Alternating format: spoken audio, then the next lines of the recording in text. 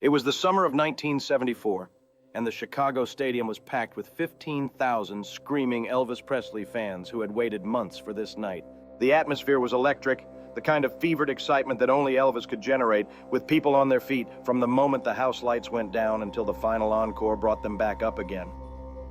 Elvis was in the middle of his set, moving through his classic hits with that legendary charisma that had made him the most famous entertainer on the planet. The band was tight, the backup singers were hitting every harmony perfectly, and Elvis himself was in excellent form, his voice strong and his energy seemingly limitless, despite the grueling tour schedule that had him performing nearly every night for months on end. In the audience, scattered throughout those 15,000 fans, were hundreds of children who had been brought to the concert by parents who wanted to share their love of Elvis with the next generation. For most of these children, this was their first concert experience, their first time seeing a real live superstar perform in person rather than just on television or on album covers. The excitement was almost too much for their young minds to process. The lights, the sound, the crowd, the overwhelming presence of Elvis Presley himself, all of it combined to create a sensory overload that left many of these children bouncing in their seats or standing on their chairs trying to get a better view of their hero. One of these children was a little girl named Emma Rodriguez. She was 6 years old, small for her age, with long dark hair that her mother had carefully braided that morning and secured with ribbons that matched her favorite pink dress. Emma had been an Elvis fan for as long as she could remember, which admittedly wasn't very long given that she was only 6. But her devotion to the king of rock and roll was absolute and unwavering. Her parents had introduced her to Elvis's music when she was just a toddler, and from the very first song she heard, Emma had been completely captivated. There was something about Elvis's voice that spoke to her in a way that she couldn't explain, something that made her feel happy and safe and excited all at the same time. Emma's bedroom walls were covered with Elvis posters that her father had carefully hung for her. She had Elvis coloring books and Elvis puzzles and a small collection of Elvis albums that she was allowed to play on the family record player under strict supervision. Every morning Emma would wake up and the first thing she would do was say good morning to the poster of Elvis that hung directly across from her bed. Her mother thought it was adorable, her father thought it was harmless, and Emma thought it was completely normal, because in her 6-year-old mind, Elvis Presley was not just a singer or an entertainer. He was something more, something special, something almost magical. When Emma's parents had told her that they were taking her to see Elvis perform in person, the little girl had been so excited that she hadn't been able to sleep for 3 nights. She had counted down the days, then the hours, then the minutes, until they would leave for the Chicago Stadium. She had asked her mother at least 100 times if it was really real, if they were really truly going to see Elvis, if she would really get to watch him sing in person instead of just on television. Her mother had patiently reassured her every single time that yes, it was real, yes, they were really going, and yes, Emma would get to see Elvis with her own eyes. Now finally, after all that waiting and anticipation, Emma was actually here. She was sitting in her seat, or more accurately, she was standing on her seat because she was too short to see over the adults in front of her, watching Elvis Presley perform live on stage just a few dozen rows away. It was everything she had dreamed it would be, and more. The music was so loud she could feel it vibrating in her chest. The lights were so bright they made everything look magical and unreal, and Elvis, her hero, her favorite person in the whole entire world, was right there in front of her, singing and moving and being more wonderful than she had ever imagined possible. Emma's parents were standing on either side of her, making sure she didn't fall off the seat she was standing on, both of them smiling at their daughter's obvious joy, even as they tried to enjoy the concert themselves. They were in good seats, closer to the stage than they had expected when they purchased the tickets, but still far enough back that there was no real chance of any direct interaction with Elvis. That was fine with them. They were here to watch a show, to give their daughter a special memory, to enjoy an evening of great music and entertainment. They had no expectations beyond that, no grand hopes of catching Elvis's attention or receiving any special acknowledgement from the stage. But Emma, at 6 years old, didn't understand the invisible barriers that separated performers from their audiences. She didn't comprehend the concept of staying in your seat and watching from a distance. In her young mind, Elvis was her friend, someone she talked to every morning when she greeted his poster, someone who sang to her every time she played his records. And now here he was, in the same room as her, and the only thing that made sense to her 6-year-old brain was that she should go say hello to her friend. It happened during one of Elvis's slower songs, a ballad that had brought a temporary calm to the otherwise frantic energy of the concert. The crowd had settled down a bit, sitting back in their seats to listen to Elvis's voice soar through the arena without accompaniment except for a simple piano melody. The security guards who lined the front of the stage had relaxed their vigilant postures slightly, no longer expecting anyone to rush forward during this quieter moment in the show. And that's when Emma made her move. In the split second when her parents were both focused on Elvis and not on their daughter, Emma climbed down from her seat and began making her way toward the aisle. She was small and quick, and she moved with the single-minded determination that only a 6-year-old on a mission can possess. By the time her mother realized what was happening and reached out to grab her, Emma was already 3 steps away, weaving between people's legs as she headed for the aisle that would take her to the stage. Emma's father stood up immediately, trying to follow his daughter through the crowd, but the venue was packed, and people were sitting close together, and it was difficult to move quickly without stepping on feet or knocking into knees. He called out Emma's name, but his voice was lost in the sound of Elvis's singing and the general noise of 15,000 people all gathered in one space.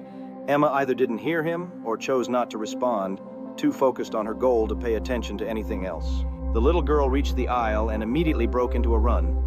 She was wearing her special church shoes, the shiny black ones with the tiny heels that made clicking sounds when she walked, and now those shoes were clicking rapidly against the concrete floor of the Chicago Stadium as Emma ran as fast as her short legs would carry her toward the stage where Elvis was performing. It took a few seconds for the security guards to notice what was happening. They were trained to watch for threats, for drunk fans trying to rush the stage, for people who might pose a danger to Elvis or disrupt the show. They were not particularly watching for tiny 6-year-old girls in pink dresses and braided hair. By the time one of the guards spotted Emma running down the aisle toward the stage, she had already covered half the distance. The guard immediately moved to intercept, speaking urgently into his radio to alert the other security personnel. 2 more guards positioned near the stage began moving in Emma's direction.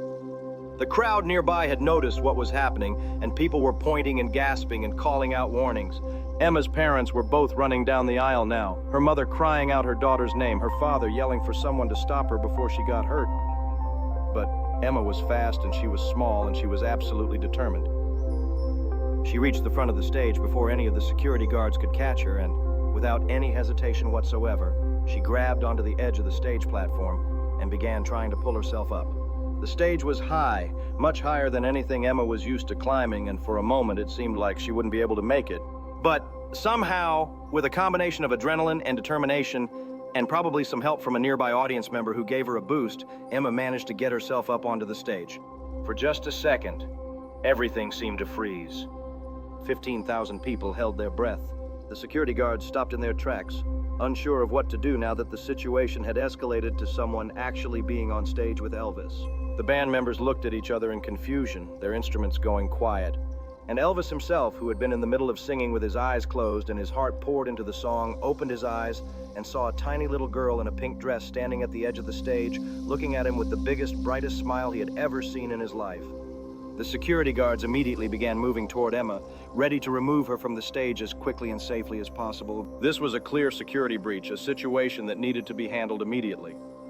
The closest guard was just reaching out to take Emma by the arm when Elvis's voice rang out across the stage, amplified by the microphone he was still holding.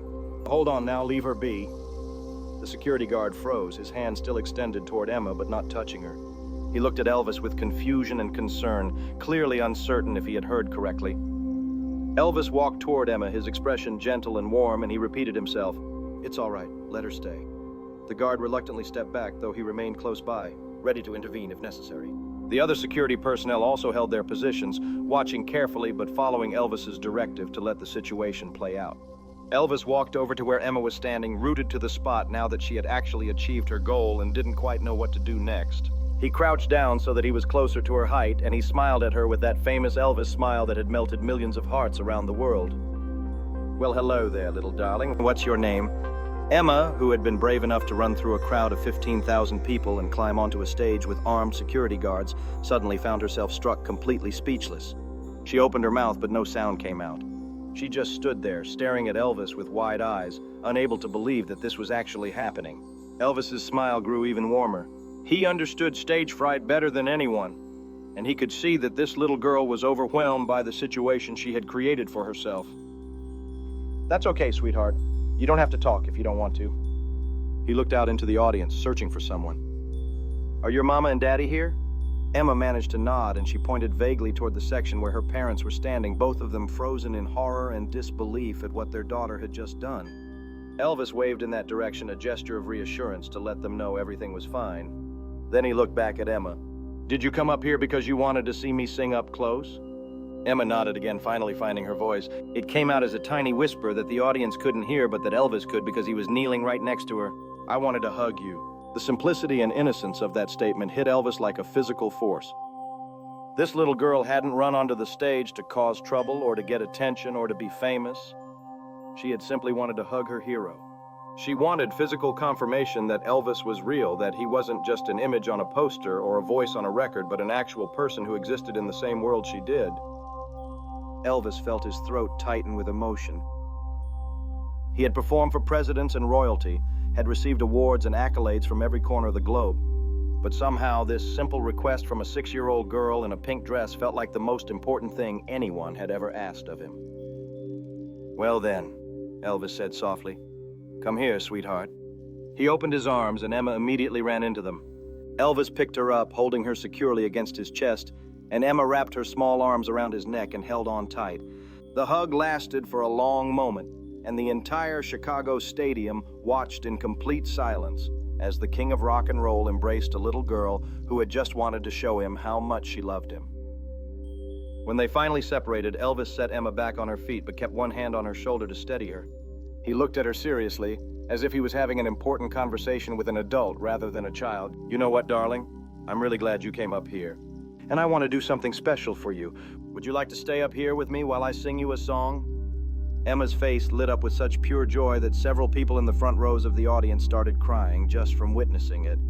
She nodded so hard her braids bounced, and Elvis laughed, a genuine sound of delight that came through clearly over the sound system. Elvis turned to his band and said something that the microphone didn't pick up. The piano player nodded and began playing the gentle opening chords of one of Elvis's most beloved songs, a tender ballad about love and devotion that was perfect for this unexpected moment. Elvis began to sing, and this time he wasn't performing for 15,000 fans. He was singing for one little 6-year-old girl who stood beside him on stage, looking up at him with adoration and wonder. He kept one hand on her shoulder the entire time, grounding both of them in this surreal moment. And he sang with a gentleness and sweetness that brought tears to the eyes of everyone watching. When the song ended, the applause was deafening. 15,000 people were on their feet, cheering not just for Elvis, but for the beautiful, spontaneous moment they had all witnessed. It was the kind of thing that couldn't be planned or rehearsed, the kind of genuine human connection that reminded everyone why they loved Elvis Presley in the first place. Elvis picked Emma up again and carried her to the front of the stage, where her parents were standing in the front row, her mother still crying, her father looking torn between relief and residual panic. Elvis carefully handed Emma down to her father, making sure she was safely in his arms before letting go. "You've got a brave little girl there," Elvis said to Emma's parents. "You take good care of her now." Emma's father nodded, too overwhelmed to speak. Emma's mother managed to choke out a thank you, and Elvis gave them both a warm smile and a small wave. Before moving back to center stage to continue his show, Elvis turned back to Emma one more time. "Thank you for coming to see me, sweetheart. You made this show very special." And then, with a final wave to the crowd and a grin that lit up the entire stadium, Elvis Presley picked up his microphone and launched into the next song. And the concert continued as if nothing unusual had happened, even though everyone there knew they had just witnessed something extraordinary. The story of Emma Rodriguez and her spontaneous stage invasion became legendary among Elvis fans. In an era before social media and viral videos, the tale spread through word of mouth, passed from concert goer to concert goer, growing slightly in the retelling but always maintaining the core truth of what had happened. A little girl had wanted to hug Elvis, and Elvis had not only allowed it but had made her feel special and valued and loved. Emma's parents had the photograph taken by a concert photographer framed and hung in their living room, a permanent reminder of the night their 6-year-old daughter climbed onto a stage and hugged the king of rock and roll. Emma herself kept the pink dress she wore that night for her entire life, carefully preserved in a garment bag, a tangible connection to one of the most magical moments of her childhood. As Emma grew older, she would often tell the story of that night, especially to her own children and grandchildren. She would describe the feeling of absolute certainty she had felt as a 6-year-old, the conviction that she needed to go to Elvis, that he was her friend and friends hugged each other. She would talk about how kind he had been, how he had made her feel safe when she could have been frightened, how he had treated her not as a nuisance or an interruption, but as someone important, someone worthy of his time and attention. The incident said something profound about Elvis Presley that went beyond his talent as a performer or his status as a cultural icon. It revealed a man who understood that his fame came with responsibility, that his influence over millions of people, especially children, was something to be handled with care and compassion. Elvis could have had Emma removed from the stage immediately. He could have been annoyed or frustrated by the security breach. He could have treated it as an interruption to his carefully planned show.